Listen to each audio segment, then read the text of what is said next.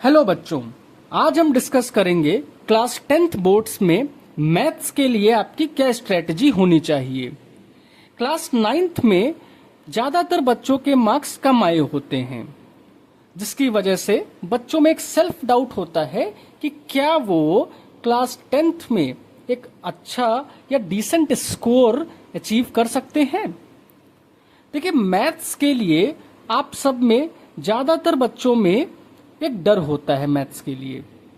कुछ रीजंस बताऊं मैं, जैसे कि या तो आप में कॉन्सेप्चुअल क्लैरिटी नहीं होगी या फिर एक अच्छी स्ट्रेटजी नहीं होगी आपके पास, जिसकी वजह से आप मैथ्स में स्कोर नहीं कर पाते हैं और वो एक आपके अंदर मैथ्स के लिए डर पैदा कर देती है। देखिए, ज़्यादातर लोगों को पता ही नहीं है कि मैथ्स के लिए कैसे तैयारी करते हैं। बच्चे मैथ्स का सिलेबस तो कंप्लीट कर लेते हैं, लेकिन प्रॉपर तरीके से रिवीजन नहीं करना, प्रैक्टिस नहीं करना, कॉन्सेप्ट्स को मेमोराइज नहीं कर पाना, ये कुछ रीजंस हैं जिनकी वजह से बच्चे एग्जाम्स में क्वेश्चंस अटेम्प्ट नहीं कर पाते हैं। या कई बार बच्चों के साथ ये होता है कि क्वेश्चन उन्होंने एग्जाम में देखा और उन्हें लगा कि ये क्वेश्चन, इस टाइप का क्वेश्चन हम पहले कर चुके हैं और इसको मैं अटेम्प्ट कर सकता हूँ या कर सकती हूँ, लेकिन वो फाइनल आंसर तक नहीं पहुँच पाते हैं, या पहुँचे भी तो गलतियाँ कर देते हैं, सिली मिस्टेक्स कर देते हैं, और उनकी वजह से बच्चों में एक मैथ्स के लिए डर पैदा हो जाता है। तो आज इस वीडियो में हम यही सीखेंगे कि कैसे हम अपने कॉन्सेप्ट्स को मजबूत करेंगे, हम क्या स्ट्रेटजीज को फॉलो करेंगे, क्या हम टेक्निक्स जो है फॉलो करेंगे जिनसे हम कॉन्सेप्ट्स को मेमोराइज कर सके, और सबसे मेन चीज कि प्रैक्टिस का क्या रोल होगा हमारी तैयारी में। पहले मैं आपको अपने मार्क्स दिखाता हूं कि क्लास 10th बोर्ड में मैंने कितने मार्क्स स्कोर किए थे। तो आप देख सकते हैं कि मैंने क्लास 10th में 98 मार्क्स मैथ्स में स्कोर किए थे, और आप भी मेरी टेक्निक्स, मेरे मेथड्स का यूज करके, मेरी स्ट्रेटजीज का यूज करके ये स्कोर या इससे और बेहतर जो है आप अचीव कर सकते हैं। देखिए, अगर जो मैथ्स में आपको अच्छा स्कोर करना है तो आपको अभी से फोकस्ड वे में तैयारी करनी होगी विद सर्टेन स्ट्रेटजीज, क्योंकि मैथ्स की तैयारी या कोई भी तैयारी है वो एक दिन में नहीं हो पाती है। उसके लिए आपको समय रहते तैयारी शुरू करनी चाहिए। तो इसके लिए हम पहले बात करते हैं कि अभी से कितना समय बचा है हमारे एग्जाम्स के लिए, जिससे हम एक प्रॉपर प्लानिंग कर सकें। हम मान के चलते हैं कि हमारा जो एग्जाम होगा वो फरवरी मंथ में होगा, और इससे भी पहले हमारे प्री बोर्ड्स होने लगेंगे। प्री बोर्ड्स में भी दिसंबर वगैरह में आपके स्कूलों में होने लगेंगे। So right now we are in the month of May, और अगर जो अभी से देखा जाए तो कितना समय बचा हुआ है, तो जो टाइम बचा हुआ है वो है 9 महीनों का। मई से अगर जो हम देखें, मई से लेके हम फेब तक की देखें तो हमारे पास जो है 9 महीनों का लगभग टाइम जो है बचा हुआ है।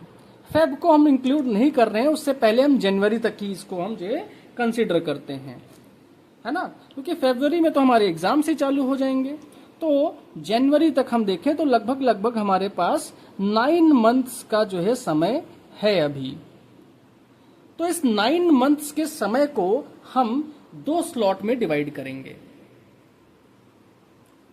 2 स्लॉट में जो स्लॉट पहला वाला है, इसमें हम मई से लेके नवंबर तक का समय रखेंगे, और जो दूसरा वाला स्लॉट होगा इसमें हम 2 महीनों का समय रखेंगे, जिसमें दिसंबर और जनवरी हमारा जो है होगा। देखिए, जो हमारा मई से लेके नवंबर तक की जो ये समय है, ये हमारा सिलेबस को कंप्लीट करना, उसको प्रैक्टिस करना, इसके लिए ये जो है समय हम जो है यूटिलाइज करेंगे। और जो दिसंबर और जनवरी वाला समय है, इसे हम अपने प्रैक्टिस और मॉक्स और रिवीजन के लिए रखेंगे। तो ये 7 मंथ्स का जो समय हमारे पास है, मई से लेके नवंबर तक की, इसमें हम अपना सिलेबस कंप्लीट करेंगे। पहले तो ये टाइम में हम क्या कर रहे होंगे, एक स्ट्रेटजी का फॉलो करेंगे। वो क्या है, 7 डे अ चैप्टर की स्ट्रेटजी। 7 डे अ चैप्टर, इसमें हम क्या कर रहे होंगे, अपने सिलेबस के एक एक चैप्टर को हम हर 7 डेज में उसे कंप्लीट करने का टारगेट बनाएंगे। इसमें चैप्टर कंप्लीट करने से मेरा मतलब है कि जो आपकी बुक के एक्सरसाइज वाले क्वेश्चंस होते हैं, एक्सरसाइजेस को कंप्लीट करना है, और एक्सरसाइजेस के साथ साथ जो बुक के एग्जाम्पल्स होते हैं, हमें उन्हें भी कवर करना है। देखिए, आप ज्यादातर बच्चे क्या करते हैं, एक्सरसाइजेस तो कंप्लीट कर लेते हैं, लेकिन ये एग्जाम्पल्स को वो नहीं करते हैं, जबकि एग्जाम्पल्स में बहुत अच्छे टाइप के क्वेश्चंस दिए होते हैं, और कई बारी ज्यादातर एग्जाम्स में पूछे जाने वाले क्वेश्चंस भी हमें एग्जाम्पल्स में ही देखने को मिलते हैं। तो जब हम तैयारी कर रहे होंगे तो 7 डेज में एक चैप्टर को कंप्लीट करना है, और इस जब चैप्टर को कंप्लीट कर रहे होंगे तो हम एक्सरसाइज भी कंप्लीट कर रहे होंगे और हम एग्जाम्पल्स को भी कंप्लीट कर रहे होंगे। अब इन 7 डेज में जो वीकेंड होगा, संडे, जिसे आप लोग फन डे कहते हैं, इसे हम रिवीजन का डे बनाएंगे। Sunday should be a revision day. एक हफ्ते में जो भी हम लोगों ने पढ़ा है उसे हमें रिवीजन करना है। अब रिवीजन का मतलब सर क्या हम पूरा जो चैप्टर है उसको लगाने बैठेंगे? तो मैं कहूंगा नहीं, आपको क्या करना है, अभी से एक क्वेश्चन बैंक ले लेना है। क्वेश्चन बैंक मार्केट में बहुत सी हैं, मैं आपको सजेस्ट करूंगा कि आप जो है ओसवाल की जो आती है, उस ओसवाल या जो है देख लीजिएगा आप मार्केट में, जो जिसमें ज्यादा प्रैक्टिस क्वेश्चन हो वो आपको लेना है। तो ओसवाल की आपने जैसे एक क्वेश्चन बैंक ले ली, तो संडे के दिन आपको क्या करना है, जो एक हफ्ते में आपने पूरा जो है अपनी कोई भी जो बुक होगी उससे जो चैप्टर कंप्लीट किया है, उस चैप्टर के जो क्वेश्चंस जो है क्वेश्चन बैंक में दिए होंगे, उन्हें हमें रिवीजन डे मतलब संडे को जो है कंप्लीट करना है।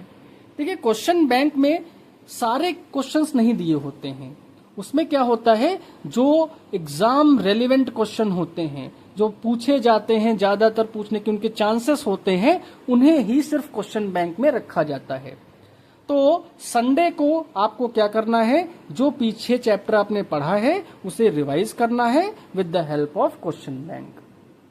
इसके अलावा और क्या करेंगे हम, तो हर 15 दिन पे, एवरी 15 डे पे एक हम टेस्ट दे रहे होंगे, एवरी 15 डेज पे। देखिए, टेस्ट बहुत इंपॉर्टेंट है हमें ये पता करने के लिए कि हमारी तैयारी किस लेवल पर हो चुकी है। और टेस्ट देने से आप बिल्कुल भी डरे नहीं, घबराए नहीं। शुरुआत में आपके मार्क्स कम आएंगे डेफिनेटली, लेकिन जब आप कॉन्टिन्यूअस जो है टेस्ट देते रहेंगे, रिवीजन करते रहेंगे, तो आप देखेंगे आपके मार्क्स में इम्प्रूवमेंट चालू हो जाएगा। और इम्प्रूवमेंट भी एक तरीके से होगा। देखिए, आपने जैसे अभी तक की क्या होता होगा, आपने टेस्ट दिया, क्लास 9th की बात करता हूँ, क्लास 9th में आपने शायद 2-4 टेस्ट दिए होंगे। तो टेस्ट में क्या होता होगा, टेस्ट में जो भी मार्क्स आए, जो भी आप कर पाए, नहीं कर पाए उसको जो है गलत हो गए, ठीक है, कुछ एक सर्टेन मार्क्स मिल गए और आप वो देख के डीमोटिवेट हो गए। आपको डीमोटिवेट नहीं होना है। जो आप टेस्ट देंगे, अब सारे क्वेश्चन तो शायद जो है आप नहीं कर पाए, ठीक है, तो कुछ क्वेश्चन गलत भी होंगे। तो जो रॉन्ग क्वेश्चंस होंगे या जिन्हें आप अटेम्प्ट ना कर पाए, वो जो क्वेश्चंस होंगे, इनका एक प्रॉपर एनालिसिस करना है। तो आपको क्या करना है, इसका प्रॉपर एनालिसिस करना है। जो भी आप क्वेश्चंस नहीं कर पा रहे हैं, ठीक है, जो आपसे हो नहीं पा रहे हैं उनका हमें एनालिसिस करना है कि किस वजह से नहीं हुए, क्या कॉन्सेप्ट हम यहाँ पे लैग कर रहे हैं, क्या कोई ऐसा यहाँ पे जो है ट्रिक है जिसे हमें यूज करना है, या कुछ मेमोराइज करने वाला है उसे हमें यहाँ पे जो है यूज करना है। तो जब हम टेस्ट देंगे उन्हीं से हमें पता चलेगा कि किस टाइप के क्वेश्चंस को हम सॉल्व कर नहीं पाते हैं, और जिन टाइप के क्वेश्चंस को नहीं कर पाते हैं उन्हें हम क्या करेंगे, फिर से रिवाइज करेंगे और इस तरीके से रिवाइज करेंगे कि इन फ्यूचर इससे रिलेटेड कोई क्वेश्चन आए तो ये हमारा गलत ना हो। और आप अपने उस टॉपिक को इतना स्ट्रेंथन कर लेंगे कि मॉक वगैरह में अगर जो क्वेश्चन आ रहा है तो जो है एकदम जो है अच्छे से उसको जो है आप जो है अटेम्प्ट कर पाए। फिर क्या करना है, ये तो 15 डेज पे एक टेस्ट देना है। फिर 15 डेज के बाद आपको क्या करना है, 30 डेज, एक महीने के बाद, एक महीने में आपने कम से कम 4 चैप्टर्स तो पढ़ ही लिए होंगे 7 डेज के जो है चैप्टर के कॉन्सेप्ट के हिसाब से, इस स्ट्रेटजी के हिसाब से। तो एक महीने के बाद आफ्टर 30 डेज आपको एक रीटेस्ट देना है। ठीक है, आप 15-15 दिन पे एक टेस्ट तो दे ही रहे होंगे, 30 डेज के बाद आपको एक रीटेस्ट देना है जिसमें आप उन सारे चैप्टर्स को जो है इन्वॉल्व करेंगे जो पिछले महीने या उस महीने आपने जो है उसको पढ़ा है। अब जो बात ये आएगी कि सर टेस्ट कहाँ से लेके आए, कौन टेस्ट देगा हमें। देखिए, टेस्ट के लिए आप गूगल पे जाएं या कई सारी जो है यूट्यूब पे ऐसे वीडियोस पड़े रहते हैं जहां पे आपको चैप्टर टेस्ट मिल जाता है। आप यूट्यूब छोड़िए, आप जो है गूगल पे जाइए, सीधा गूगल पे चैप्टर का नाम डालिए और लिखिए आईसीएससी क्लास 10th टेस्ट।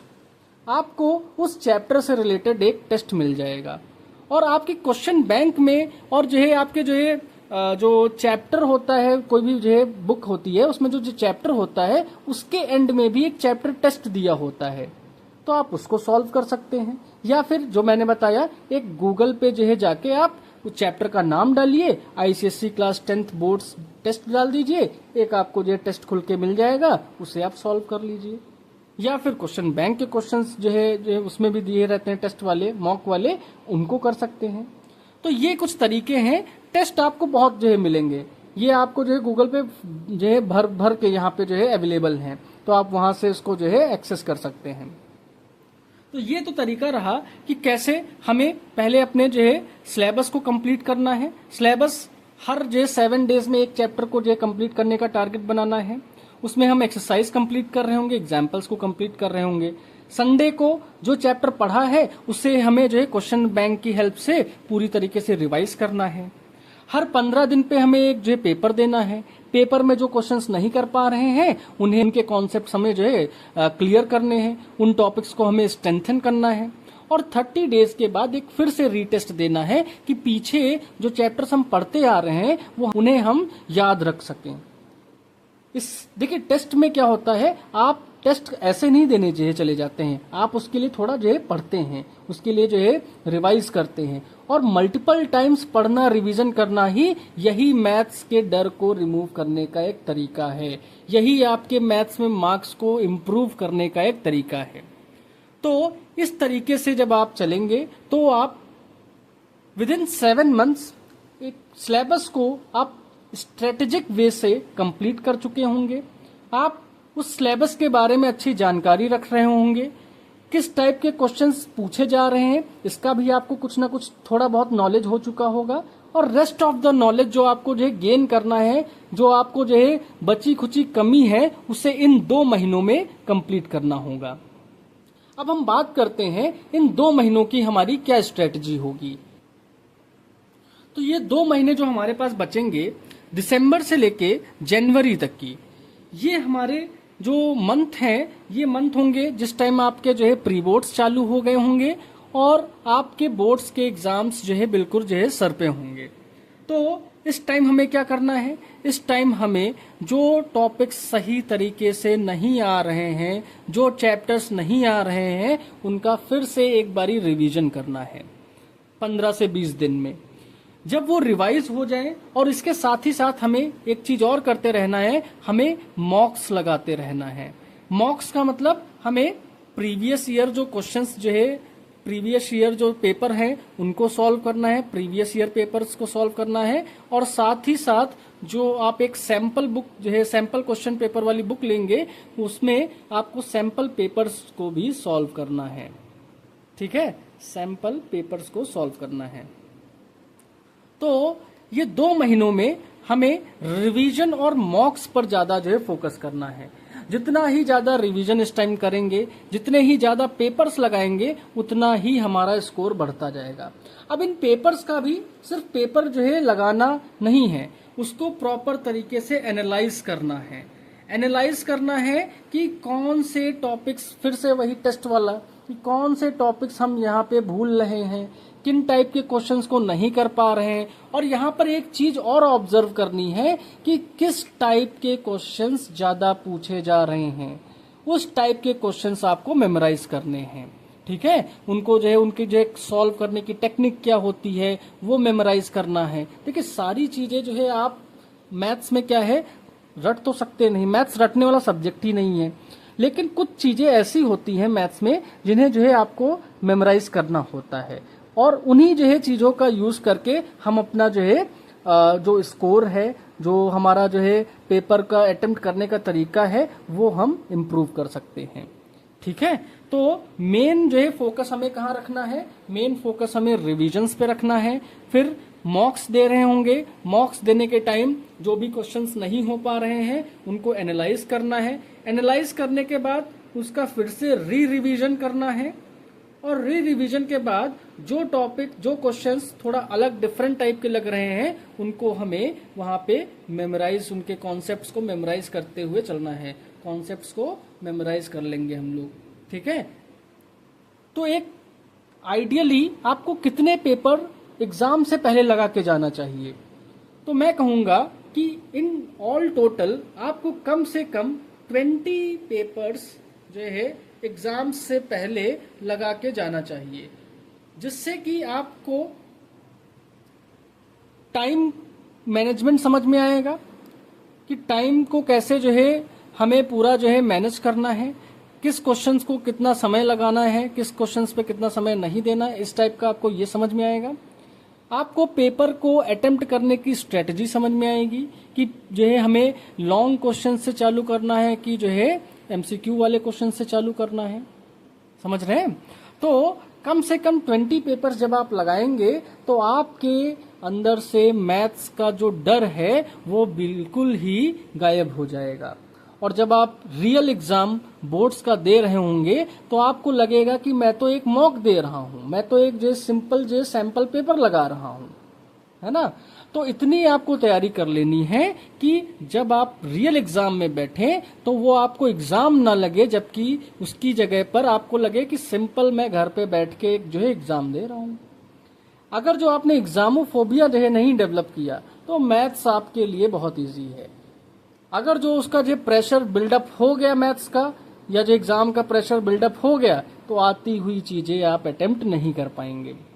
तो मेरा सजेशन यही है, टाइम रहते अपना सिलेबस कंप्लीट करें, सही तरीके से रिवीजन जैसे बताया गया है। एक जो है आपके पास टारगेटेड टाइम होना चाहिए, इस समय में हमको जो है सिलेबस कंप्लीट कर लेना है, इस तरीके से रिवीजन करना है। उसके बाद जब हम मॉक्स लगा रहे होंगे, प्रैक्टिस कर रहे होंगे, उस टाइम पे किन बातों का ध्यान रखना है कि जो किस टाइप के क्वेश्चन नहीं हो रहे हैं उनको तैयार करना है। हमें जो है कॉन्सेप्ट्स को मेमोराइज करते हुए चलना है ना। तो इस तरीके से आप जो है एक डिसेंट स्कोर अचीव कर सकते हैं। Thank you.